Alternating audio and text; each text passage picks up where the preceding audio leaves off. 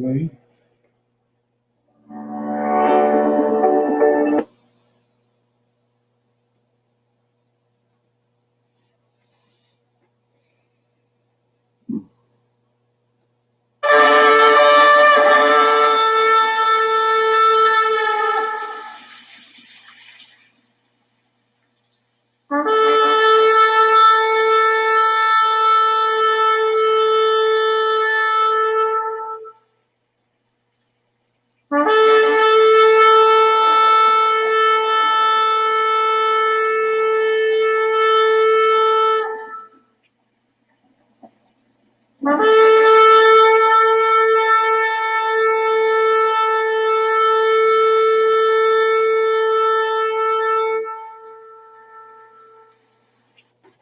Hebrews, Hebrews, Hebrews. This is our non-Messianic conversations. This is our evening Sabbath class, the 10th of April, 2021. Before we get started, I was gonna advise everybody to like, to share, and subscribe, and hit the notification button. We're gonna do our moment of silence in Sabbath prayer and song before we get into the class. Okay.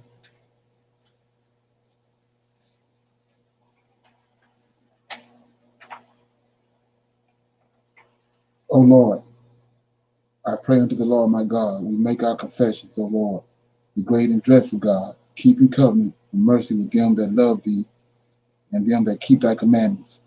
O Lord, righteousness belongeth unto thee, but unto us the confusion of face, as it is this day, to the men of Judah and to the inhabitants of Jerusalem, and unto all Israel that are near and that are far off, through all the countries whither thou hast driven us, because of our trespass that we have trespassed against thee.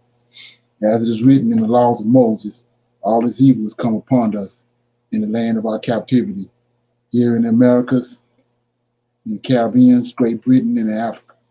O Lord, according to all thy righteousness, I beseech thee, and let thine anger and thy fury be turned away from thy city Jerusalem, and thy people, and thy holy mountain.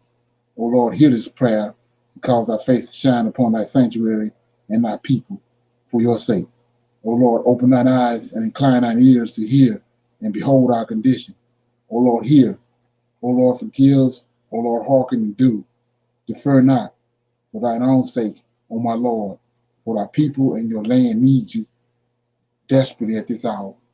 Peace be unto you. Okay. Come and read the Psalms.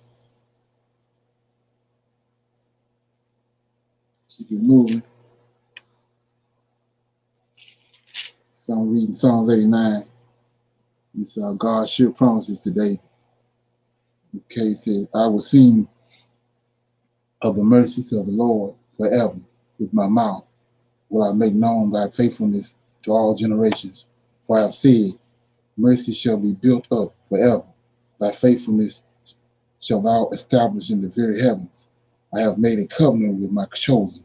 I have sworn unto David my servant. Thy seed will I establish forever, and build up the throne to all generations. Selah. And the heavens shall praise thy wonders, O Lord, thy faithfulness also in the congregation of the saints. For who in the heavens can be compared unto the Lord? Who among the sons of the mighty can be likened unto the Lord? God is greatly to be feared in the assembly of the saints, and to be had in reference to all them that are above him, about him. O Lord, God of hosts, who is a strong Lord likened unto thee, or to the faithfulness round about thee? Thou rulest the ragings of the sea, and the waves thereof arise, thou stillest them.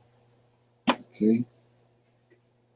Thou hast broken Rahab in pieces as one that is slain. Thou hast scattered thine enemies with thy strong arm. The heavens are thine, the earth also is thine. As for the world and the fullness thereof, thou hast founded them. The north and the south, thou hast created them. Tabor and Hermon shall rejoice in thy name. Thou hast a mighty arm, strong is thy hand, and high is thy right hand. Justice and judgment are the habitation of thy throne. Mercy and truth shall go before thy face. Blessed is the people that know the joyful sound. They shall walk, O Lord, in the light of thy countenance. In thy name shall they rejoice all the day, and in thy righteousness shall they be exalted. For thou art the glory of their strength, and in their favor our horn shall be exalted. For the Lord is our defense, and the Holy One of Israel is our king. Then thou speakest in a vision to the Holy One, and saith, I have laid help upon one that is mighty. I have exalted one chosen out of the people. I have found David, my servant. With my holy oil have I anointed him, with whom my hands shall be established. Mine arm also shall strengthen him. The enemy shall not exact himself upon him, nor the sons of the wicked afflict him. And I will beat down his foes before his face, and plague them that hate him. But my faithfulness and my mercy shall be with him, and in my name shall his horn be exalted. I will set his hand also in the sea, and his right hand in the rivers. He shall cry unto me, Thou art my Father, my God, the rock of my salvation. Also will I make him my firstborn, higher than the kings of the earth. My mercy will I keep for him forevermore, and my covenant shall stand fast with him. His seed also will I make to endure forever, and his throne as the days of heaven. If his children forsake my law and walk not in my judgments, if they break my statutes and keep not my commandments, then will I visit their transgressions with a rod and their iniquity with stripes. Nevertheless, my loving kindness will I not utterly take from him, nor suffer my faithfulness to fail. My covenant will I not break nor alter, the thing that is gone out of my lips. Once have I sworn by my holiness that I will not lie unto David. His seed shall endure forever, and his throne as the sun before me. It shall be established forever as the moon, and as faithful witness in heaven. Selah, but thou hast cast off and abhorred, thou hast been wroth with thine anointing. Thou hast made void the covenant of thy servant. Thou hast profaned his ground by casting it to the ground. Thou hast broken down all his hedges. Thou hast brought his stronghold to ruins. All that pass by the way spoil him. He is a reproach to his neighbors. Thou hast set up the right hand of his adversaries. Thou hast made all his enemies to rejoice. Thou hast also turned the edge of his sword, and hast not made him stand in battle. Thou hast made his glory to cease, and cast his throne down to the ground. The days of his youth hast thou shortened. Thou hast covered him with shame. Selah, how long, Lord, wilt thou hide thyself forever? Shall thy wrath burn like fire? Remember how short my time is. Wherefore hast thou made all men in vain? What man is he that liveth and shall not see death? Shall he deliver his soul from the hands of the grave? Selah, Lord, where are thy former loving kindness, which thou swore unto David in thy truth? Remember, Lord, the reproach of thy servants, how I do bear in my bosom the reproach of all the mighty people, wherewith thine enemies have reproached, O Lord, wherewith they have reproached the footsteps of thine anointed. Blessed be the Lord forevermore. Amen and amen. Okay, that was Psalms 89. It's the God's sure promises today. Okay. We're going into current events. Anybody got any current events they want to bring up? Okay, well, we was talking and dealing with Egypt a little bit this morning, so I had did a little backtracking on from Friday night with the Pharaohs. I'm gonna play this right here, kind of make a little sense with what they've been doing. Let me get it. Okay.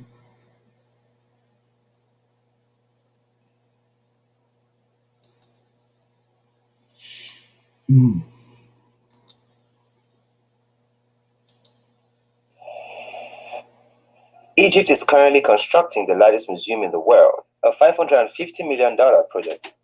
Hello explorers, welcome to another exciting video presented to you by Displo, and thanks for watching. In this video we shall be taking you into the land of ancient wonders, Egypt, and we shall be looking at the construction of Egypt's largest museum, which will potentially be the largest museum in the world. The Grand Egyptian Museum, GEM, also known as the Giza Museum, will house artifacts of ancient Egypt, including the complete Tutankhamun collection. Many pieces will be displayed for the first time. Described as the largest archaeological museum in the world, construction on the museum was set to be complete in the first quarter of 2020. But due to the COVID-19 pandemic, the museum opening was moved to 2021. The museum is seated on 50 hectares of land, approximately 2 kilometers from the Giza Pyramid Complex, and is part of a new master plan for the Giza Plateau. If you are new here, welcome. Be sure to subscribe and turn on notifications so you don't miss any of our videos. Egypt is one of the countries which historically and architecturally is a wonder with unique structures and cultures such as the Great Pyramids of Giza. When has Egypt ever done anything in a small scale? Hence, today we are looking at Egypt's new grand project, the Grand Egyptian Museum, which is going to become one of the largest in the world upon its opening. To fully dissect the different layers of this museum, which will make it special besides its size, we will go through the full plan and design, including the unique pieces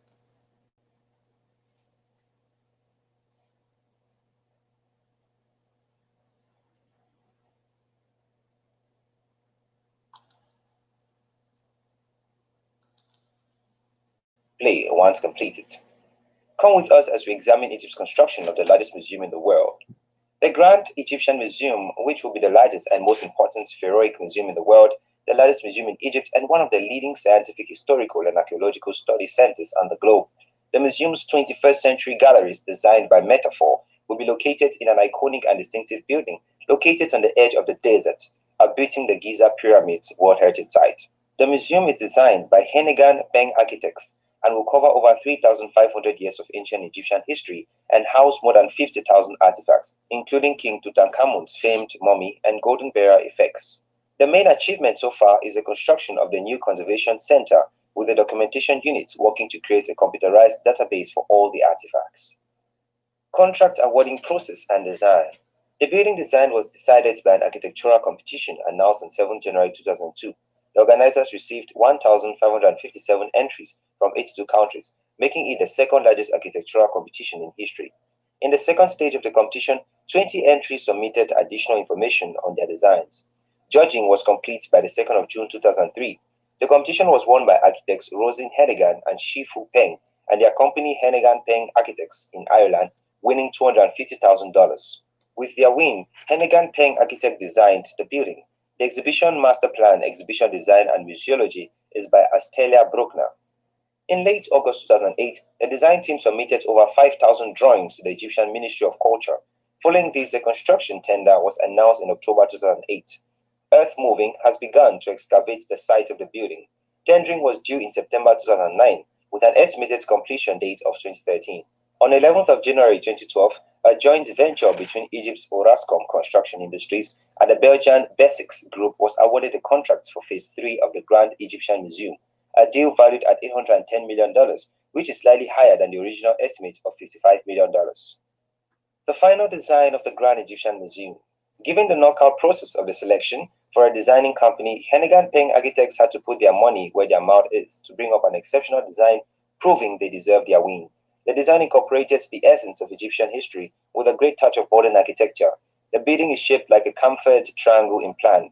It sits on a site 2 kilometers west of the pyramids near a motorway interchange. The building's north and south walls line up directly with the Great Pyramid of Khufu and the Pyramid of Menkaure. In front of the building is a large plaza filled with date plants. One of the main features of the museum is the translucent stone wall made of alabaster that makes up the front facade of the building. Inside the main entrance is a large atrium where large statues will be exhibited.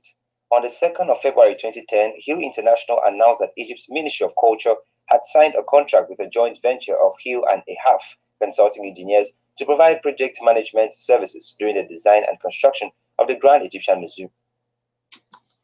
The best thing.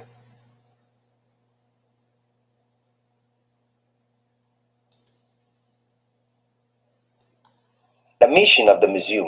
The Grand Egyptian Museum's mission is to be the development of a sustainable model for a world-class iconic destination.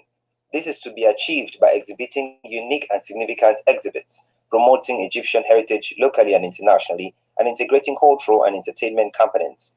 At the same time, the mission is to create an inspiring visitor experience, promote research and innovation in the field of cultural heritage management, and apply the highest management and operational standards and technologies, all with the aim of contributing to Egypt's economic development. Financing of the Grand Egyptian Museum. The total estimated project cost 550 million US dollars, 300 million US dollars of which will be financed from Japanese loans. The remaining will be financed by the Supreme Council of Antiquities, other donations and international funds. In the year 2007, the GEM secured a $300 million loan from the Japan Bank for International Cooperation. The Egyptian government will fund $147 million, while the remaining $150 million US dollars will be funded through donations and international organizations. Main features of the Grand Egyptian Museum. The new museum is designed to include the latest technology, including virtual reality. The museum will also be an international center for communication between museums to promote direct contact with other local and international museums. On the 5th of January 2002, the then Egyptian President Hosni Mubarak laid the foundation stone of the Grand Egyptian Museum. Progress report on the Grand Egyptian Museum. The Grand Egyptian Museum is currently 95% complete as to date. A total of 55,137 artifacts from various Egyptian museums and archaeological sites have been transported to the Grand Egyptian Museum premises. Fully preserved are 47,722 artifacts, which have been restored in the Grand Egyptian Museum's warehouse. An international consortium is selected through an international tendering process to operate and maintain the services and facilities of the Great Egyptian Museum. The contract is expected to be awarded in early May 2020. The opening of the Grand Egyptian Museum. The opening of the Grand Egyptian Museum is now within reach. The Minister of Antiquities, Mahmoud Al-Damati, announced in May 2015 that the museum will be partially opened in May 2018. On the 29th of April 2018, a fire broke out near the entrance of the Grand Egyptian Museum, but artifacts were not damaged, and the cause of the fire was unknown. In May 2018, the last of King Tutankhamun's chariot was moved to Grand Egyptian Museum. In November of 2018, the estimate for a full opening was pushed back to last quarter of 2020, according to Tarek Taufik, Grand Egyptian Museum's director. In April 2020, the planned opening of the museum was pushed to 2021 due to the COVID-19 pandemic, but the Grand Egyptian Museum is available for private tours in advance of its official opening. The Grand Egyptian Museum is now going through the selection process for the international company that will be in charge of organizing the museum's inauguration and opening ceremony. There you have it, explorers. That was a peek into the world's largest museum under construction. Thanks. Okay. So that kind of makes a make up for this big grand thing they had that's the first of the week. Anybody got any comments?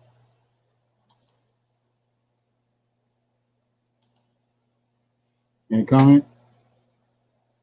Okay, no comments. Can you hear me? You gotta talk up. Yeah, okay, so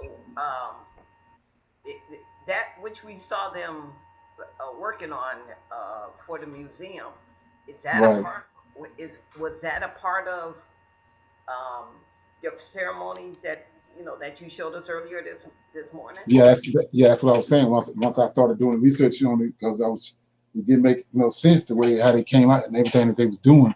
So when you understand what I was saying about the Road and Belt Initiative, they building all these new cities and stuff and all over there.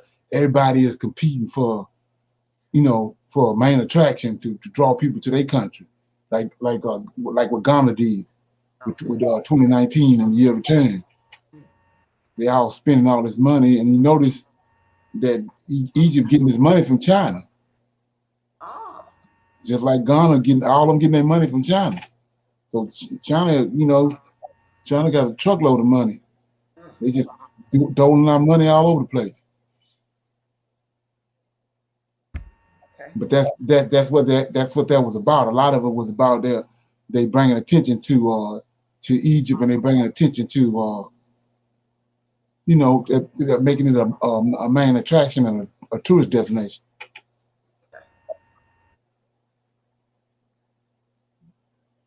It's a lot more to it too, but I know that's after I saw that, it had something to do with it. Anybody else? Okay. I'm gonna play this right here because it's tied to a lot of stuff that I've been talking about too. Is this guy right here.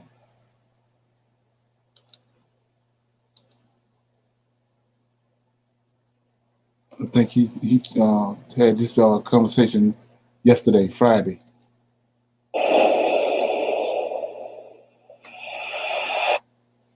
I know some of you think that you're going to be rock stars. I'm a rock star engineer. I'm a rock star professor. I'm a managing director.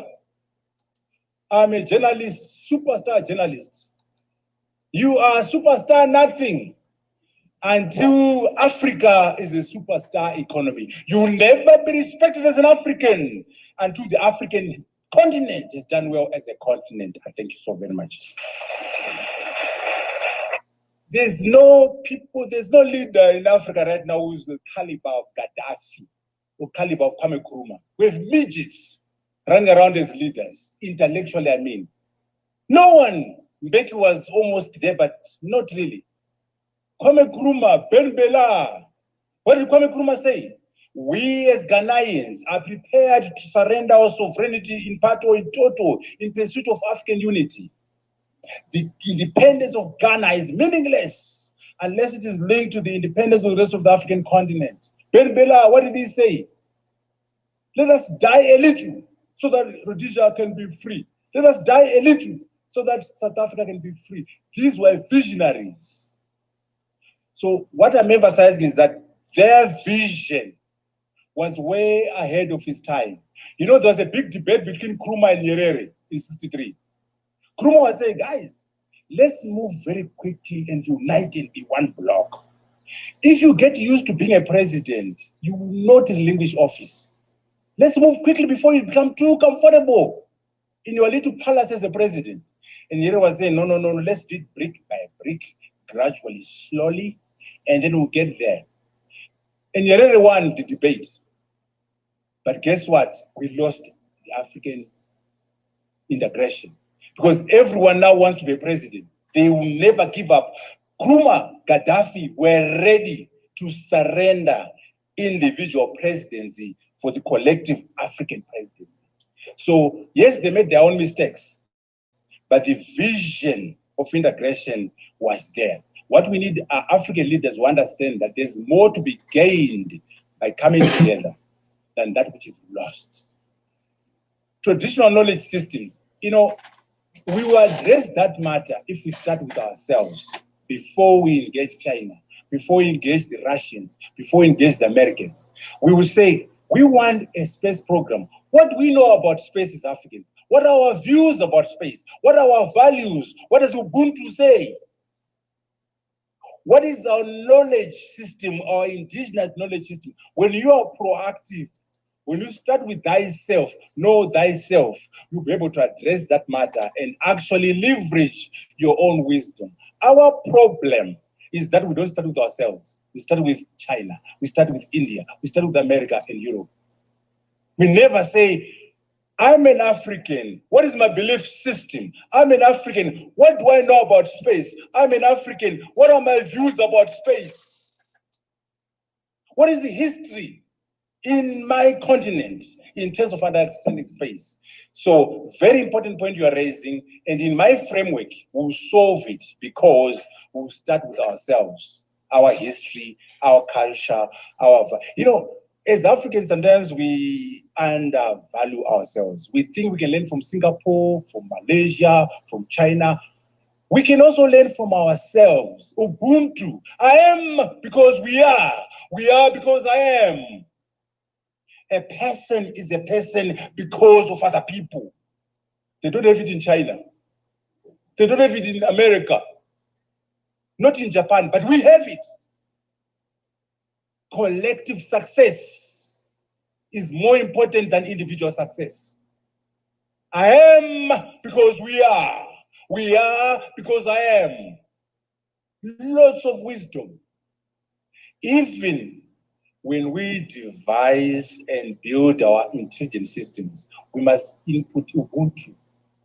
into our algorithms. The Americans can't do it because they don't know what Ubuntu is. So when we do the programming with Professor Marwala, we're going to be programming Ubuntu into computers. Okay. So how long you think you gonna last?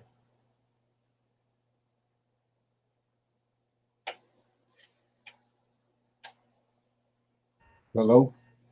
Yeah. How long you think you gonna last? If he ain't sent.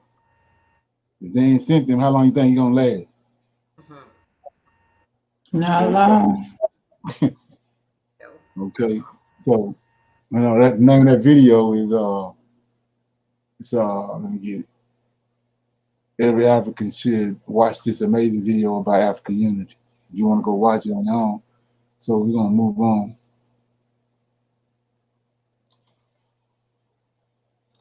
Just trying to connect these dots for you. I showed you earlier, this morning how they're getting ready to vote on reparations.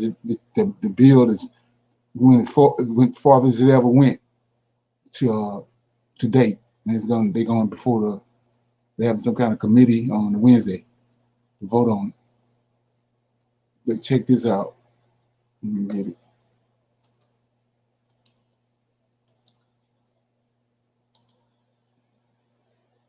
So some in the making.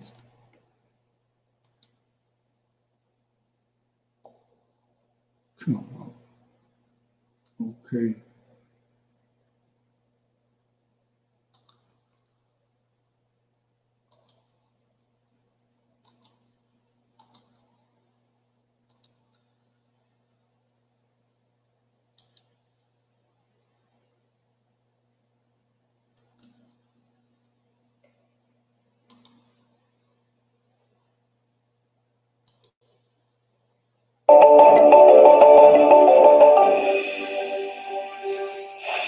Hello fam, welcome back to the African Diaspora News Channel. I am Ongid Zalal and bringing you the story. Today's story is about Jesuit priests. They are pledging to give $100 million for reparations of Black descendants that were enslaved. The reason why they're doing this is because they were directly involved with slavery and selling and buying slaves, human beings. So that's why they're trying to give reparations to Black descendants of enslaved people, and they're actually researching and tracking down who they sold so that their kids or their great grandkids can get that money and benefit from it. And they said it's not only through money that they're trying to give; they want to give back to the community, schools, and they're also working with a bank to make sure that those people get the help that they need. And that's what they're claiming. Some people are really happy about this because Black people, especially in America, have been asking for reparation for a long time. It's the African countries that are just sitting there waiting and not even demanding what they need because they were colonized. But our leaders, it's a long story. We're not going to talk about that. Let's talk about this Jesuit priest agreeing or coming up. Actually, I don't remember people asking them for reparation. What I remember is governments being asked for reparation, but they said they take accountability, they know what they have done and what they have contributed, and they want to give back $100 million to the Black descendants of the enslaved people that they have used up, sold, bought, and they said in the future their target is actually contributing $1 billion, which is a lot of money if they're actually doing good for the community and helping the community instead of this organizations that are going to be created and then they're like, we're for Black people, and then the money is never seen, it never goes to the community that actually really needs it. So I really hope that's not the case, because from what they have described, it's schools and old people helping older people and sick people that can't, get health care. So it sounds good on paper and from what they're saying. And I think the first step is taking the accountability, and they have done that, and they want to now do something about it, because reparation is really important. Hopefully them doing this now will help others that need to give back what they have taken or what they have used up, like people, enslaving people, and they benefited from those people, and they actually used them and threw them, and they didn't even compensate them. Now they need to do that for their descendants. So them doing this, I don't see it as a one-off thing. If they do this, you see now they're shaming other people as well, other organizations that benefited. There are huge organizations, there are governments that need to give reparation to Black people. So I see this as a start for others to wake up and see that we need to do something about it. Is 100 million enough? I don't think so. They're rich, like they are rich, so they can do more. I'm not looking down on 100 million. As I said, their target is $1 billion at the end, but it needs to benefit the actual people. I don't want them to give to an organization that is just going to rent an office and hire people and not do anything for the community. The main thing is helping those people that you used up and threw, and hurt them and hurt their ancestors.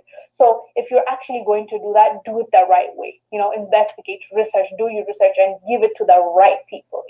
Not to governments and send it to this organization that claim that they are for the people. Do the right thing. Do the right thing. That money is supposed to be for the descendants of those enslaved people. So it's a start. I believe it's a start, but I really want to hear from you guys. What are your thoughts? And do you believe that it should be money that is supposed to be given to these people, or you think it's like an organization they need to fund or build schools, or as they said, older people and sick people, they want to contribute to their health situation. What do you think is the right way? How do you? Okay. So we see it's a lot of stuff going on. There's a lot of tentacles out there. It's all coming together. Anybody got any comments? Yep, that's the one I was telling you about yesterday.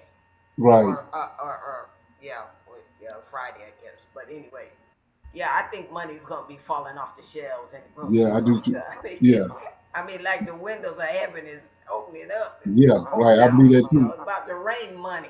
For Yeah. what it's worth. Yeah. I believe that too. I believe that too. Yeah. And a lot of debt gonna be canceled. Absolutely. Yeah.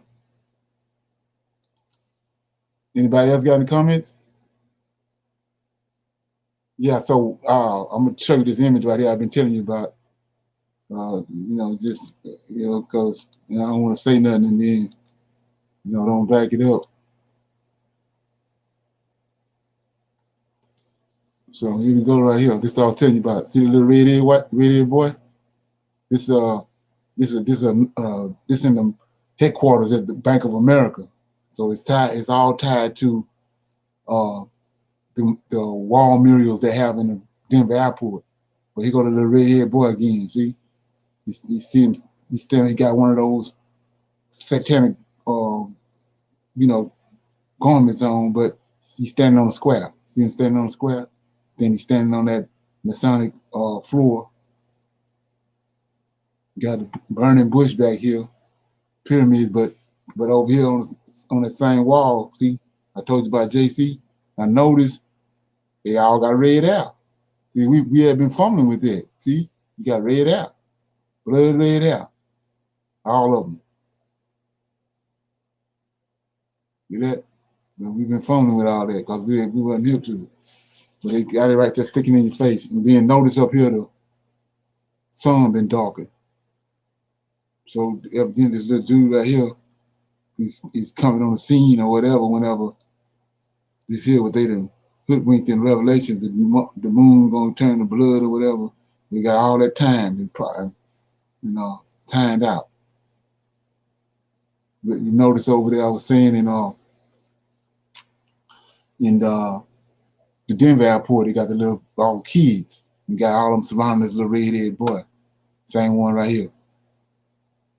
And like I said, it ain't hard to figure out who that is. It ain't hard. So yeah. Any comments?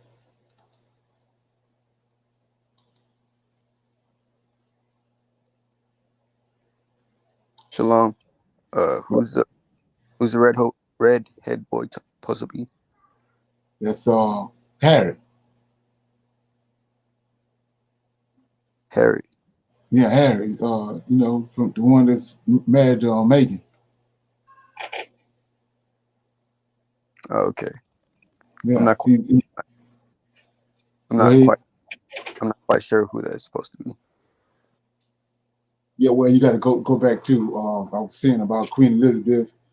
Those Queen Elizabeth, that crown, that throne that they sit on in Great Britain is came from Jerusalem, the throne of David, and they got the stone up under it.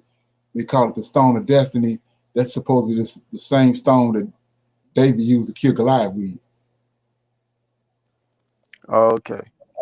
So when you understand they from what they then concocted, just like they did with JC in the book of Matthew, they done tied this queen and her lineage to David's lineage. So And those are so go ahead.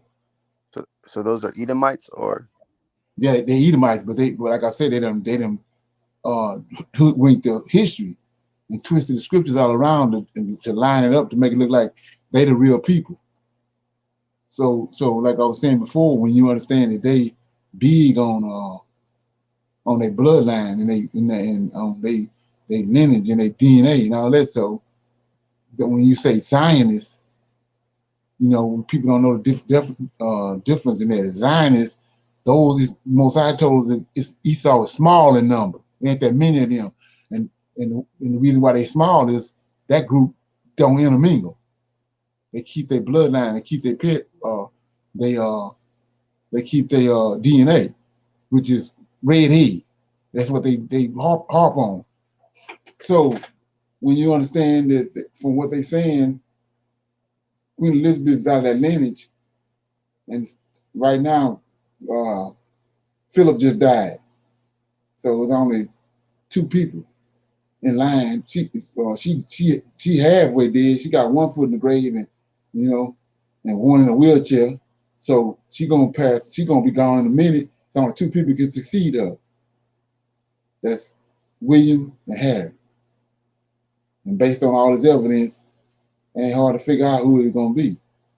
It's just it's just a matter of how they gonna flip it. And like I say, it's gonna be a lot of stuff coming up, a lot of people coming up missing, as far as I'm concerned. And all you have to do is go back and look at their history when they was in these same people was ruling in Egypt, and they would have 4 and 5 children, and them kids be killing each other. They had to have bodyguards around them all the time because they had people trying to kill each one of them, trying to kill the other one so they can be the next in line to be the Pharaoh. So it ain't no difference in now.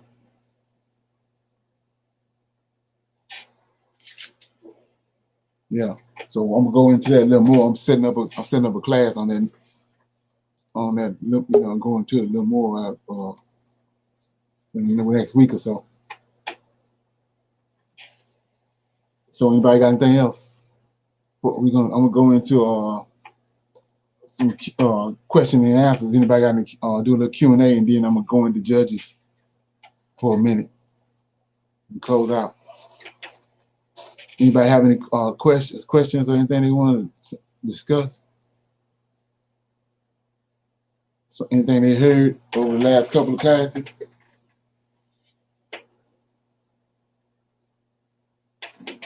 Okay.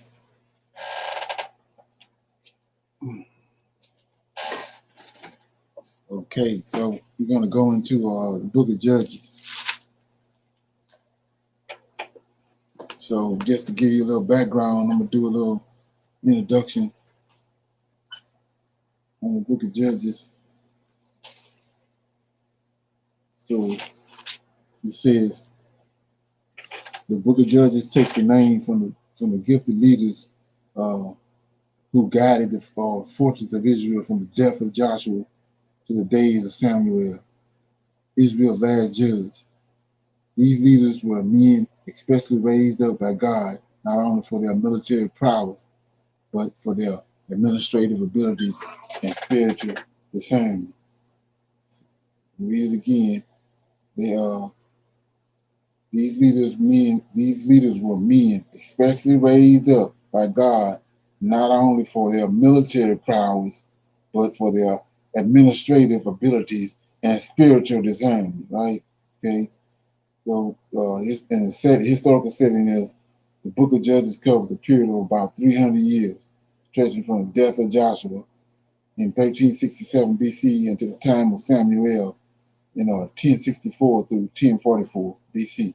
The events of the periods of the judges take place in a time when Syrio-Palestine formed a ground of contest between the expansionist empires of the Hittites to the north and the Egyptians to the south.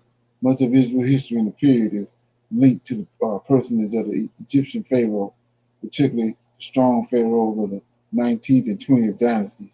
When the strong Egyptian pharaoh was on the throne of Egypt, he would bring stability to the coastal plains and key areas of Canaan. Hence, Israel would enjoy a period of rest. After other times, because of Israel's repeated apostasy, God would bring oppressors to them who would afflict the people greatly. Significantly, no rest periods occurred after the middle of the 20th century BC, a condition that reflected not only the unsettled nature of the times and the widespread upheaval of the entire eastern Mediterranean world, but also the grounding spiritual and moral degeneracy of the Israelite people. Okay, and the so-called author of the Book of Judges is the author of Judges is unknown. They know who it is. It says the author has been identified traditionally with Samuel or one of his disciples. The essential integrity of the book was a trustworthy account of conditions before the rise of the Hebrew monarchy can be seen in the following data. The Jebusites are mentioned as still occupying Jerusalem. Gezer was not yet conquered, and it says a feat that was not accomplished until the days of Solomon. Several portions of the book are linked closely to Joshua's days. Okay, then it says the Phoenician city of Sidon, not the later Tyre, is still the chief port city of Phoenicia, according to the book. Accordingly, the book must have been composed largely before the time of the Pharaonics, Phoenicia. According to the book must have been largely before the time of Israel's monarchy under David and Solomon. Certain literary phrases point out to the fact that the work was originally that of one author, and the children of Israel did evil in the sight of the Lord, and the land had rest. The Spirit of the Lord came upon him, and every man did that which was right in his own eyes. However, the remarks in Judges 18:11 and Judges 19:11 indicate that although the material covered in these passages is early, some editorial revisions took place in the early periods of the United Monarchy. Okay, the Book of Judges is an action-packed account of the failures of the children of Israel to maintain the high spiritual standards laid down by Moses and Joshua. They not only failed to conquer the land of Canaan as God had challenged them to do, but they also fell into idolatry and sinful practices of the Canaanites and moral degeneration, seen repeatedly in the various accounts of their oppression and in the historical appendages that make up their closing portion of this book. Okay, so with that being said, I'm going to pick it up in chapter 1, verse 1. It says, now, after the death of Joshua, it came to pass that the children of Israel asked the Lord, saying, who shall go up for us against the Canaanites first to fight against them? And the Lord said, Judah shall go up. Behold, I have delivered the land in his hands. And Judah said unto Simeon his brother, come up with me into my lot, that we may fight against the Canaanites. And I likewise will go with thee into thy lot, So Simon went, Simeon went with him, and Judah went up, and the Lord delivered the Canaanites and the Perizzites into their hands, and they slew of them in Bezek 10,000 men, and they found Adoniah Bezek in Bezek, and they fought against him, and they slew the Canaanites and the Perizzites, and Adonai Bezek fled, and they pursued after him, caught him, and cut off his thumbs and his great toes. And Adonai Bezek said, 70 kings, having their thumbs and their great toes cut off, gathered their meat under my table, as I have done, so God have acquitted me. And they brought him to Jerusalem, and there he died. Said the conquest of Judah. Now the children of Judah had fought against Jerusalem, and had taken it, and smitten it with the edge of a sword, and set the city on fire. And afterwards the children of Judah went down to fight against the Canaanites that dwelled in the mountains, and in the south, and in the valley. And Judah went against the Canaanites that dwelled in Hebron. Now the name of Hebron before was Kara Arba. So this is what I was telling you about right here. Before Jerusalem was called Jerusalem, it was called his name right here. And what his name is the name of a giant that was ruling that area. That name right there. And they slew Sheba, Ammon, and Tema. These three men right here are giants too. They this other guy's sons. The name of the city, I can't say the name, Kara Arba. He's the father, and these other three is his sons. But they giants, and they one of the like the original giants. So they was huge. You know, they started getting smaller and smaller, but these ones right here was huge. They the original ones from when those fallen angels first came down. So verse 11 says, and from thence he went against the inhabitants of Debir, and the name of Debir before it was Kara Seber. This is another giant. And Caleb said, he that smite Karajar Safer and taketh it, to him will I give Akish, my daughter, to wife. And Onathel, the son of Kenaz, Caleb's younger brother, took it, and he gave him, I can't say these names, Ashash, his daughter, to wife. And it came to pass when she came to him that she moved him to ask for her father a field, and he lighted from off his ass. And Caleb said unto her, what wilt thou? And she said unto him, give me a blessing, for thou hast given me the southland. Give me also the springs of water. And Caleb gave her the upper springs and the nether springs. Saying 16, and the children of the Kenites, Moses' father-in-law, went up out of the city of the palm trees with the children of Judah into the wilderness of Judah, which lieth in the south, Arad, and they went and dwelt among the people. And Judah went with Simeon his brother, and they slew the Canaanites that inhabited Zarephath, and utterly destroyed it. And the name of the city was called Homa. Also Judah took Gaza with the coast thereof, and Ashkelon with the coast thereof, and Ekron with the coast thereof.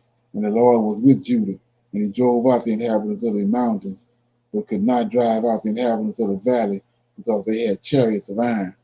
And they gave Hebron unto Caleb. And Moses said, and he expelled thence the three sons of Anak. That's what we talked about this morning, when they first went into the land and spied the land out with the 12 spies. It said they saw these three sons of Anak, and Anak a giant. So you see, it was giants all over this place. That's what they're not conveying. That's what they don't want us to know. Is it was giants all over the place, and so that you know, this had to be the area where Genesis chapter 6 is talking about. So it says 21, and the children of Benjamin did not drive out the Jebusites that inhabited Jerusalem, but the Jebusites dwelled with the children of Benjamin, in Jerusalem until this day. So the children of Benjamin started intermingling with these giants, which was a no-no. So let's look at that. Let me see if I can find it right quick, because to me it's gonna make a lot of sense. Because I think when people read that story, it goes over their head.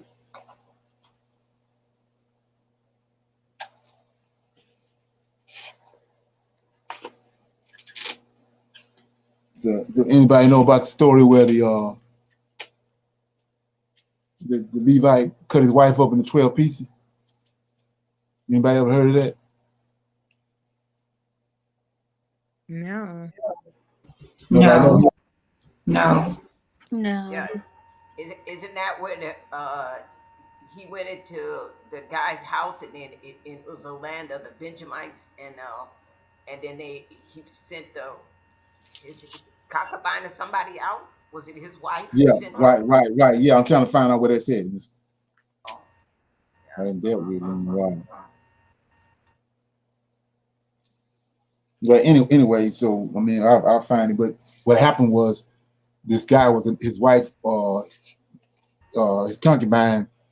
They separated herself from him, so she went back to her father's house, and it was in the land of Benjamin.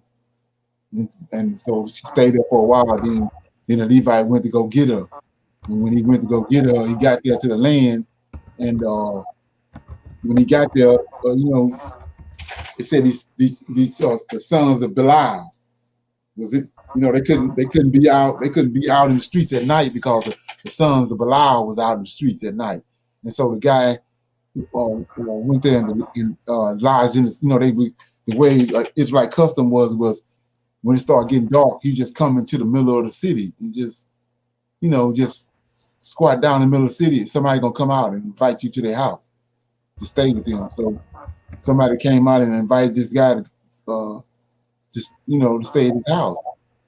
And he had already picked his concubine up and was on his way back. And so he went into the city of Benjamin. And then while he was at this person's house, these sons of Belial came to the door.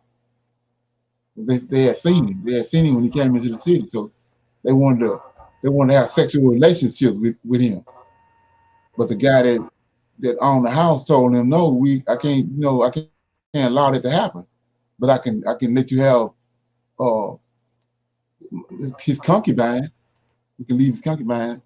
So he refused to go out there. So the guy put his concubine out there. They ended up raping her and beating her and beat her half to death and killed her. She died before David came. So the guy he a Levite. He went and told and let them know that the people in Jerusalem and everybody know what had happened, and he cut his wife up in 12 pieces and sent a part of her body to each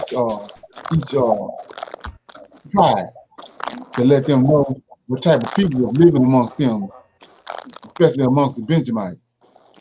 Was that Judges 19, Leonard? 19 and 21. A Levi's Yeah, concubine? 19 and 21. Yeah. Yeah, yeah. So it says in 19, Judges 19:21 says somebody. Let's take it. No, it's coming from. Yeah, so it says so he brought him into his house and gave provenders unto his asses, and they washed their feet and did eat and drink. Now, as they were making their hearts merry, behold, the men of the city, certain sons of Belial. See that? And so, what you have to do is find out who these sons of Belial is. So they descendants from the giants. And we just read well, he said that Benjamin didn't drive the giants out. They ended up letting them live amongst them. That's what this guy is at. This Levite at. And so it says, sons of Belial beset the house round about and beat on the door and spake to the master of the house, the old man, saying, bring forth the man. See that? They gay. Bring forth the man that came into that house that we may know him. And the man and the master of the house went out unto them and said unto them, Nay, my brethren, nay, I pray you, do not so wickedly, seeing that this man is come into mine house. Do not this folly. Behold, here is my daughter, a maiden, and his concubine. Them I will bring out now, and humble ye them, and do with them what seemeth good unto you.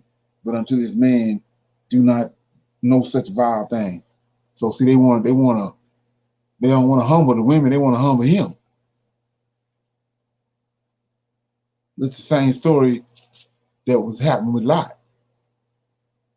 You remember the story of Lot, right? Yep. Okay, yeah. So my point is, you reading over the understanding of what's going on, because of not understanding that each one of those tribes was given a certain amount of territory, and the giants that was in the area, they're supposed to utterly destroy all of them. Some of them did, but some of them didn't. Benjamin didn't do that. Benjamin ended up allowing some of them to live amongst them. And then you come to find out this is where all the wickedness came from in Israel, the reason why they kept going into captivity. That's just like when they came out of Egypt, the mixed multitude came out with them. Okay, so let me get back where I was at.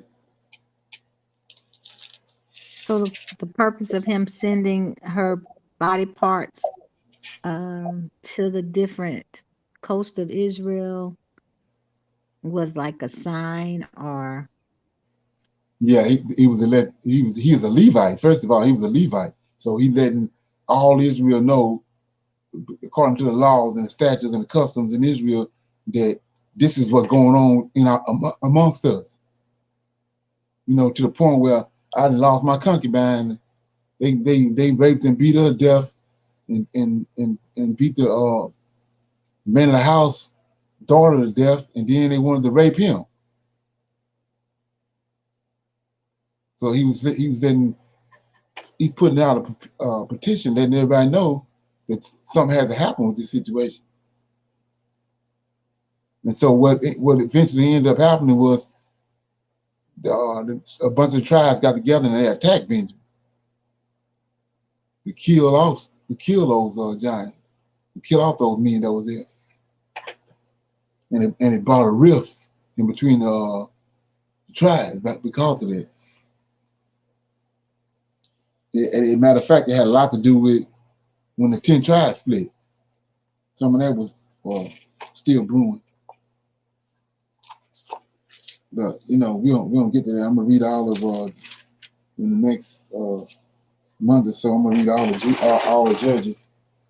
So it says 22.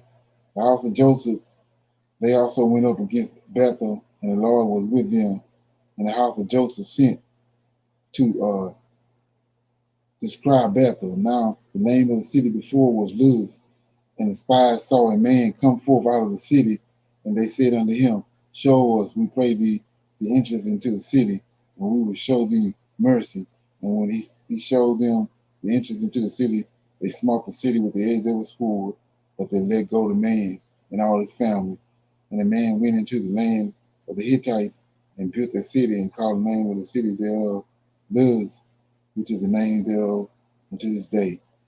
Neither did Manasseh drive out. See, this is where the problem came in right here when they first got there. Neither did Manasseh drive out the inhabitants of Bethshean and her towns, nor Tanakh and her towns, nor the inhabitants of Dor and her towns, nor the inhabitants of Eblon and her towns, nor the inhabitants of Megiddo and her towns, but the Canaanites would dwell in that land. And it came to pass when Israel was strong that they put the Canaanites to tribute and did not utterly drive them out. Neither did Ephraim drive out the Canaanites that dwell in Gezer, but the Canaanites dwell in Gezer among them. Neither did Zebulun drive out the inhabitants of Kitron, nor the inhabitants of Nahor, but the Canaanites dwelled among them because of the tributaries. Neither did Asher drive out the inhabitants of Akko, nor the inhabitants of Zebulun, nor all of exit a Helba, nor Apak or Rehab, but the Asherites dwelt among the Canaanites, the inhabitants of the land, and they did not drive them out. Neither did Naphtali drive out the inhabitants of Bethshemesh, nor the inhabitants of Bethlehem, but he dwelt among the Canaanites, the inhabitants of the land. Nevertheless, the inhabitants of Bethshemesh and Bethlehem became tributaries unto them. And the Amorites forced the children of Dan into the mountains, for they would not suffer them to come down to the valley. But the Amorites would dwell in the Mount Heres and in Ajalon and in Shobit, yet the hand of the house of Joseph prevailed, so that they became tributaries. And the coast of the Amorites was from the going up of Akabim, from the rock and up. So we see right here, this where the problem started there right here, because it's when Joshua, Caleb, and Joshua and Moses came into the land, they was destroying all the inhabitants of the land. They was destroying all the giants. But when Joshua and Caleb and them died, they backed off. They backed off and they started allowing these people. They started putting a tax on them and putting tributary money on them, but they didn't drive them out. And that was the song that was in Israel's side the whole time they was a nation, because these people right here had rituals and customs that they were still doing, and Israel started following behind their customs. And so their fathers was coming down, these fallen angels lived up in these mountains, and they was coming down and sleeping with women and creating these giants, and they was going up on these mountains worshiping these fallen angels, sacrificing their children to them. So the commandment that the Lord of hosts had gave them was to kill them, utterly destroy all of them, because they're going to be a thorn in your side, and they didn't. We see right here, they give you the list of the names of the tribes that didn't do it. They allowed them to dwell amongst them in their little cities, but they ended up picking up, intermingling with them and picking up their customs that eventually got the whole land of Israel cast out. It started right here in Judges. Okay, so I'm gonna read. That's how I'm gonna read is chapter 1 for today. Anybody got any comments or questions on anything that was talked about or read? Any comments? Yeah, No, I'm gonna read. Go ahead. no, sir. I'm gonna read this right quick. I don't want to leave it open. It's see what this guy did. It says I'm gonna start at verse 24. This is about the Levite and his concubine. Behold, here is my daughter, a maiden, and his concubine. Them will I bring out now, and humble them, and do with them what seemeth good unto you. But unto this man do no such a vile thing. But the man would not hearken unto him. So the man took his concubine and brought her forth unto them, and they knew her, and abused her all the night until the morning. And when the day began to spring, they let her go. Then came the woman in the dawning of the day, and fell down at the door of the man's house where her Lord was, till it was light. And her Lord rose up in the morning, opened the doors of the house, and went out to go his way. And behold, the woman, his concubine, was fallen down at the door of the house, and her hands were upon the threshold. And he said unto her, Up, and let us be going. Let us be going. But none answered. Then the man took her up upon an ass, and the man rose up and gat him unto his place. And when he was come unto his house, he took a knife and laid hold of his concubine, and divided her together with her bones into 12 pieces, and sent her into the coast of Israel. And it was so that all that saw it said, there was no such deed done, nor seen from the days that the children of Israel came up out of the land of Egypt until this day. Consider of it, take advice and speak your mind. So then, verse 20, chapter 20, verse 1 says, and all the children of Israel went out, and the congregation was gathered together as one man, and then even to Beersheba, to the land of Gilead, unto the land of Mizpah, and the chief of all the people, even all the tribes of Israel, presented themselves in the assembly of the people of God, 400,000 footmen that drew swords. Now the children of Benjamin heard that the children of Israel were gone up to Mizpah. Then said the children of Israel, tell us, how was this wickedness? And the Levite, the husband of the woman that was slain, answered and said, I came into Gilead that belonged with them to Benjamin, and I and my concubine to lodge. And the men of Gibeah rose against me, beset the house round about upon me by night, and thought to have slain me and my concubine. Had they fought, I mean, it says, and my concubine have they forced that she is dead. And he took my I took my concubine and cut her in pieces and sent her throughout all the country for the inheritance of Israel, for they have committed lewdness and folly in Israel. So it's a lot going on in that story. We explain a lot. So this is one that I was telling you about. This is one of the characteristics of the giants. You know, that's a mingle. They're a mingled spirit. It's the angelic being mixed with human. You don't get no good out of it. That's why the Most High telling them don't mingle with these people, because they ain't right. So go back to Abraham and go back to Isaac when they went to Amalek, and the first thing they told Abraham told Sarah, tell all these fools that you my sister, because they were gonna do the same thing to him right here, what they did to Sarah. I mean, what they did to this Levite, they was gonna do to him. And then when Isaac went down there, he told Rebecca the same thing. Tell him I'm your brother. So now pick the story up, contrary to what seminary said. So pick the same story up and take it to after the flood. When Noah and them got the flood, and then he says Noah was uncovered in his tent. So now we see that the Israelites weren't doing that. The Hebrews weren't doing that. So it's somebody on the boat that had angelic DNA in them that came from the giants. It's Cain, Japheth. He told him to get a male and a female of all flesh. So he brought Japheth and his wife on the boat. Japheth was doing this before the flood.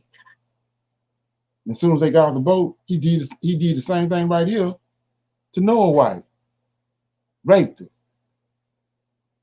and that's why Ham and Shem walking backwards to cover up, because he done raped her and beat her up and raped her. So that's a thread that's going all the way through here, but nobody ain't dealing with it. So it's this man right here. He had to put it. He had to the man of the house had to put his daughter out there, and he had to put his concubine out there to keep these clowns from killing them. But they reading over that. Instead of trying to get to Matthew, Mark, Luke, and John, but they reading over all this. You got to deal with all this.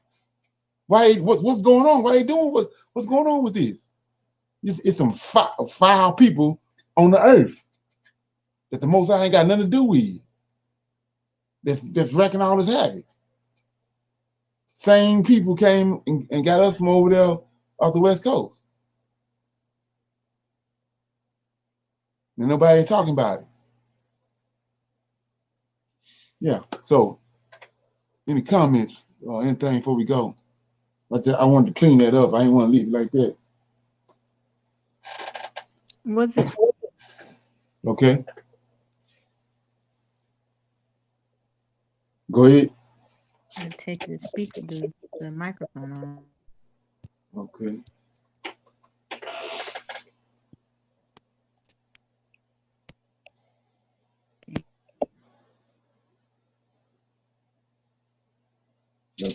So you don't had nothing? I thought you had a comment. All right. Shalom. Shalom. Okay. What you got? So are all tall people like extremely tall people like 7 feet? Are they all like descendants of the angels, or some of them can have like growing disorders? Well, see that's just the thing. That's where the growing disorder comes from. They call it gigantica or something like that. It's some yeah, giganticaism or something like that. But it's when the bones and just keep growing. That's what Yeah. that is. Like I said with the land, when the Most High says he came down and the whole earth was covered with water, then he caused the land to come up, dry land to come up out of the water, and he said that land was good. So what do he mean when he said the land was good? It produces, it's like seeds and it was all kind of stuff in the soil and it would grow. It'll grow. If it's land sitting out there, then grass, trees, and vegetation gonna come up out of it. So you got to ask yourself, if that's the case, what happened with the Sahara Desert? Something had to happen. That ain't how he made it. So what happened to the Antarctic? Same thing. Same thing with this. What happened to get a person to grow like that? They ain't how he created them. So it's only one thing. They got Nephilim DNA in them. Okay, so we need clarity on what's considered a giant. How tall are you saying that the Hebrews was what because we have some tall brother. My son, I have a son that's 6'3", and his Right. dad wasn't that tall. So his dad was like, I think he was 5'10". Yeah, well that's different. But I'm talking about like it's you have, I mean, like look at David brothers. David had, just all his brothers was, like me and big, strong dudes, men of war, valiant men. But when you start talking about like I was saying, when you see how like some of those people over in Africa, how they just all legs and knock kneed and all those are defects. But when you have somebody that just, you know, 6'4", 6'5", they built straight up. There's nothing wrong. They're healthy and all that. That's a different story. But when you mix, you know what I'm saying? When you can tell the difference. Like I was saying about the story of when David fought Goliath. Goliath was a misfit. He had all kind of degenerative problems when you go back and read the story, because first of all he told David, come close where I can see you. Well, he can't halfway see. He's trying to get David to come up closer with him where he can deal with him, and then he couldn't move right. He had all kind of, these giants have all kind of defects. They slew-footed, knock-kneed. All these are defects from the mixing of human DNA with angelic DNA. Yeah, and indeed, you will see that when you get there. Trust me, because I've seen that very thing you talk about, the knock kneed and Right, yeah. right. That's what that is. Right, and so nobody talks about that, but when those 200 angels that went on Mount Hermon, they had where they go. Nobody don't talk about where they went when they made the pack on Mount Hermon. And where did they go when they left there? They went to Egypt. That's where they came down there and started taking wives. And you see all the examples all over the place. So let me give you an example before we get off the phone. This a dead giveaway right here. I'm in Genesis chapter 10.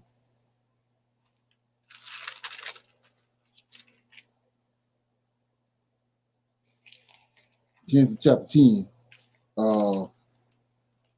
I'm starting at verse 11. This the lineage of Ham. It says, out of the land went forth Asher and built in Nineveh and the city of Rehoboth and Caleb and resin between Nineveh and Caleb, the same as the great city. Then 13 says Mezarine. That's a giant. That's out of Ham's lineage. And then if you keep on reading that from 13 all the way to 20, them all giants. So this what happened there. When those 200 giants, 200 angels left Mount Hermon after they made their oath and that pact on Mount Hermon, they went to Egypt. And here go your evidence right here. Verses 13 through 20. All that is giants.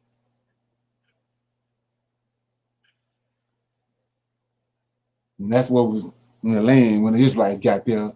When Moses and Joshua and Caleb and them started, they was giving orders to clean out the land, to clear the land, other than destroy them. Because all these giants right here are products of what these fallen angels had done. But they was on Israel's land, and they had to clear them out. So those were the ones that raped the concubine, the giants. Yeah, sons of Belial. Hmm. You got to Google, do a Google search or whatever on sons of Belial. Those are the things that you have to pay attention to, because you'll read it, but you keep going. But you gotta read it and get and stop right there and go do a search on who the sons of Belial is. Let's look at one more thing before I go. You know, and that's how you start connecting dots when you start doing that. I'm in 2 Samuel.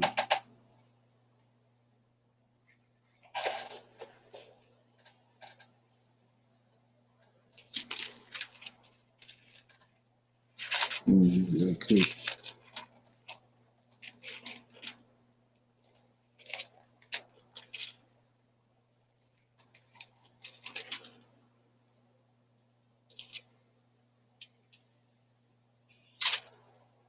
I'm in chapter 1. I mean, 1 Samuel chapter 25. Okay. Let me see. I'm in chapter 25. I'm starting at verse 7. So what's happening is David was running from Saul. Saul trying to kill David. So David ended up hiding in these mountains, in these caves with his men with him. And while he was hiding, David started out as a shepherd. So this man Nabal had herds upon herds of sheep, goat, and everything. So David would come down and put all his herds in order. And taught all his herdsmen and showed them how to line everything out. And he made everything start working for Nabal. So in return, he sent one of his servants to go tell Nabal to send him some provisions, just to help him out, because they lacking provisions. They hiding out. Saul trying to kill him. So we're gonna pick it up in verse 5. And David sent out 10 young men. And David said unto the young men, get ye up unto the Carmel and go to Nabal and greet him in my name. And thus shall ye say to him that liveth in prosperity. See, he living in prosperity because David lined everything out for him. Peace be unto thee, and peace be to thine house, and peace be unto all that thou hast. And now I have heard that thou hast shears. Now thy shepherds which were with us, we hurt them not, neither was there aught missing unto them, all the while that we were in Carmel. So he telling him, I lined everything out for you. Ask thy young men that they will show thee. Wherefore let the young men find favor in thine eyes, for we come in a good day. Give, I pray thee, whatsoever cometh to thy hand unto thy servants and to thy son David. And when David young men came, they spake to Nabal according to all these words in the name of David, and ceased. So you got to look at who David is. David is Messiah. He's got a spirit of the Most High on him, and so he went. He greeted him all the proper way you're supposed to greet a person with no violence, and nothing. He did nothing wrong to him. Then verse 10, The Baal answered David's servants and said, "Who is David? And who is this son of Jesse? There'll be many servants nowadays that break away every man from his master. Shall I then take my bread and my water and my flesh that I have killed for my shears and give it unto men whom I know not whence they be?" So David young men turned away and went again and came and told him all those things. So David said unto his men, "Gird up." Now David pissed off. So that David said, "Gird ye up every man his sword." And they girded on every man his sword. And David also girded on his sword. And there went up after David about 400 men and 200 Baal by the stuff. But one of the young men told Abigail, Nabal's wife, saying, "Behold, David sent messengers out of the wilderness to salute our master, and he railed on them. But the men were very good unto us, and we were not hurt, neither missed we anything, as long as we were conversant with them when we were in the fields. They were a wall unto us by night and day, and all while we were with them keeping their sheep. Now therefore know and consider what thou wilt do, for the evil is determined against our," see that? "Against our master and against all his house. For he is such a son of Belial." See that? Now everything makes sense. Now that you know what son of Belial is. So it said now that he's such a son of Belial that a man cannot speak to him. See that? Now we're going to go on down a little more. Then Abigail made haste. Abigail is an Israelite woman. She done married outside her lineage. So the Abigail made haste, took 200 loaves and 2 bottles of wine, 5 sheep ready dressed, 5 measures of parched corn, and 100 clusters of raisins, 200 cakes of figs, and laid them on asses. And she said unto her servants, "Go on before me. Behold, I come after you." But she told not her husband Nabal. And it was so, as she rode on the ass, that she came down by the covert of the hill. And behold, David and his men came down against her, and she met them. Now David said, "Surely in vain have I kept all that this fellow hath in the wilderness, so that nothing was missed of all that pertains unto him. And he hath requited me evil for good. So and more also do God unto the enemies of David. If I leave all that pertains to him by morning light, any that pisses against the wall." So David's going to kill everything. Now look what Abigail do. 23. And when Abigail saw David, she hastened, lit off her ass, fell before David on her face, and bowed herself to the ground, and fell at his feet, and said, "Upon me, my Lord, upon me let this iniquity be, and let thy handmaiden, I pray thee, speak unto thine audience, and hear the words of thy handmaiden. Let not my Lord, I pray thee," talking about her husband, but Nabal, "regard this man of Belial." See that? Even Nabal, for his name is, so is he with him. But I, thy handmaiden, saw not the young men of my Lord, whom thou hast sent. So what you have to do is, you got to put your Bible down right there and go find out who Belial is, what a son of Belial is. And then the whole story come together. He's also going to answer your other question over there, what happened with the Benjamites. These wicked ass giants, this is what they do. That's what Japhet did with Noah. As soon as they got off the boat, he raped Noah's wife, and Canaan was the result of it. Canaan wicked as hell.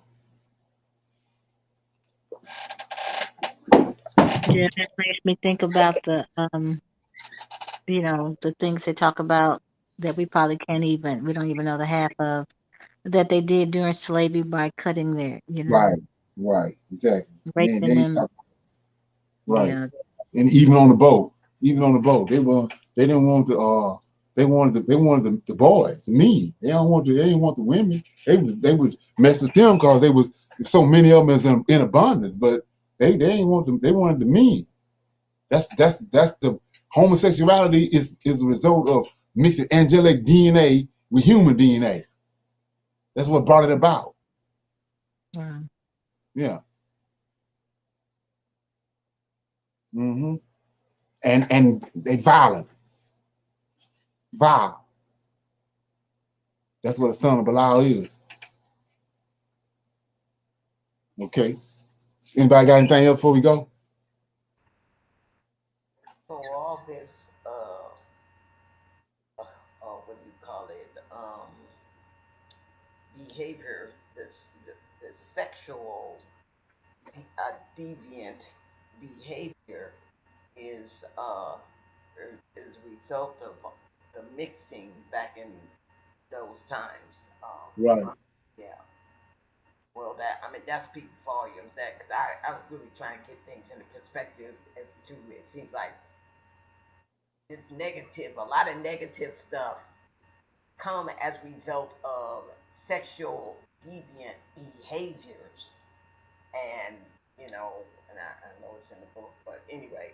So yeah, I'm just trying to get things in proper perspective, and not that I'm labeling. That's not what I'm doing, but I'm just trying to Right. understand why people do what they do.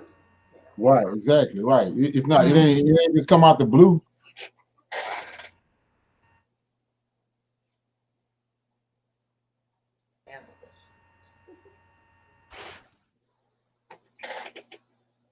Somebody asked something. I'm trying to get this thing. Wait, hold on, give me a minute.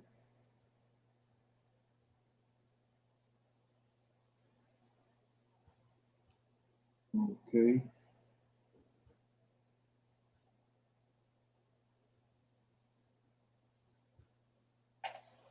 So that's when you see that, that's what I was saying about he said those who have eyes to see, let them see, and the ones that have ears to hear, you looking to see what's going on to discern. You know, that's what that is. But we know we're not looking at it like that because they didn't flip the understanding on it. Yeah, so Mm. yeah. So I'm gonna play this right quick.